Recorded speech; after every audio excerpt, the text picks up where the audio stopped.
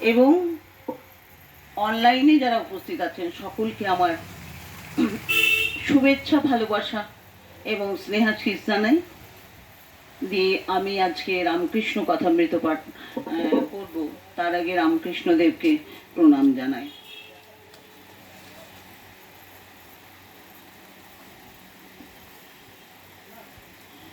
ওম স্থাপকায় চ ধর্মস্য সর্বধর্ম স্বরূপিণে অবতার বরিষ্ঠায় রামকৃষ্ণায় তে নমঃ।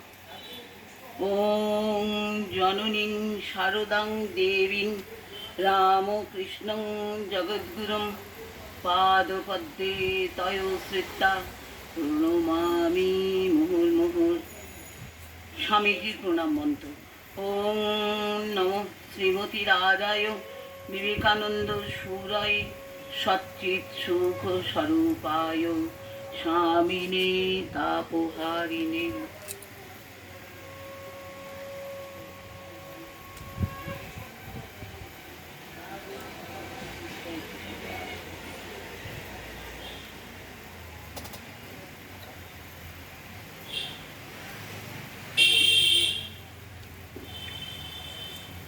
রাজকৃষ্ণ বাড়ুজ্যের ছেলে গল্প করেছিল যে একজনের প্রতি আদেশ হলো, দেখ এই ভেড়াতেই তোর ইষ্ট দেখিস।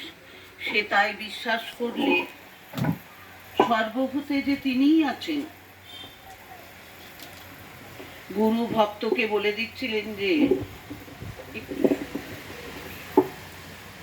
রামই ঘট ঘটনে লেটা। ভক্তের অমনি বিশ্বাস। যখন একটা কুকুর রুটি মুখে করে পালাচ্ছে, তখন ভক্ত ঘিয়ের ভাঁড় হাতে করে পিছু পিছু দৌড়াচ্ছে আর বলছে, রাম একটু দাঁড়াও, রুটিতে ঘি মাখানো হয় নাই। আচ্ছা, কৃষ্ণ কিশোরের কি বিশ্বাস বলতো?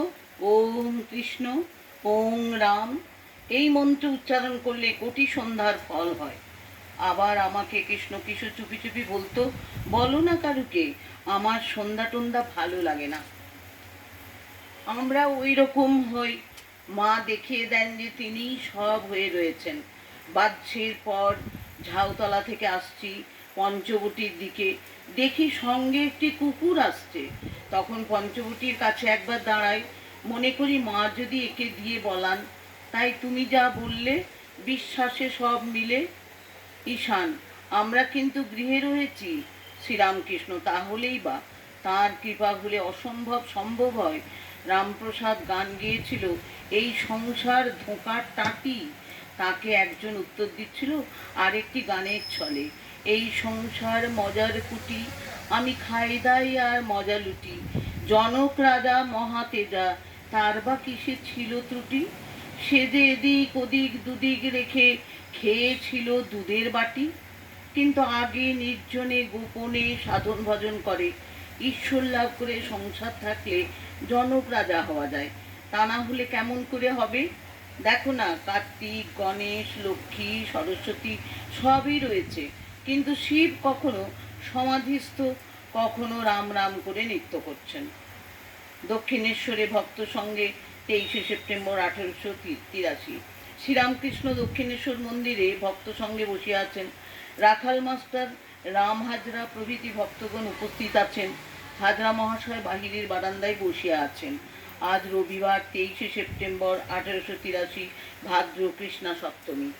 নিত্যগোপাল তারক প্রভৃতি ভক্তগণ রামের বাড়িতে থাকেন।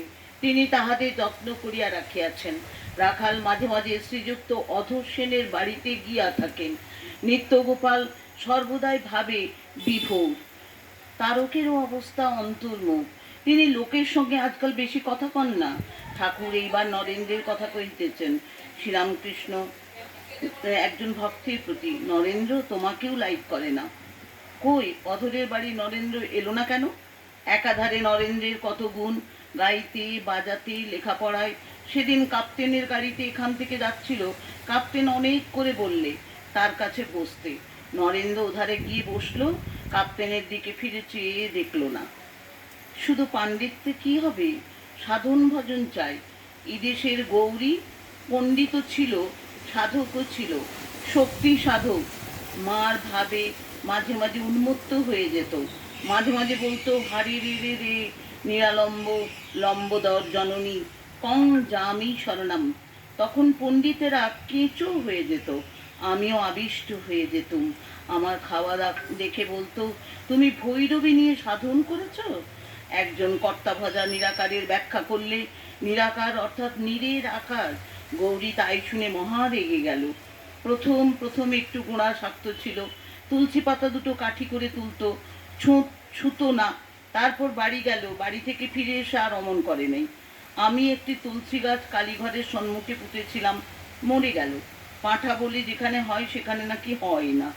গৌরী বেশ সব ব্যাখ্যা করত, ওই ব্যাখ্যা করত, শিষ্য ওই তোমার ইষ্ট। আবার রাবণের দশমুণ্ড বলতো, 10 ইন্দ্রিয়, তমগুণে কুম্ভকর্ণ, রজগুণে রাবণ, সপ্তগুণে বিভীষণ, তাই বিভীষণ রামকে লাভ করেছিল। নমস্কার সকলকে।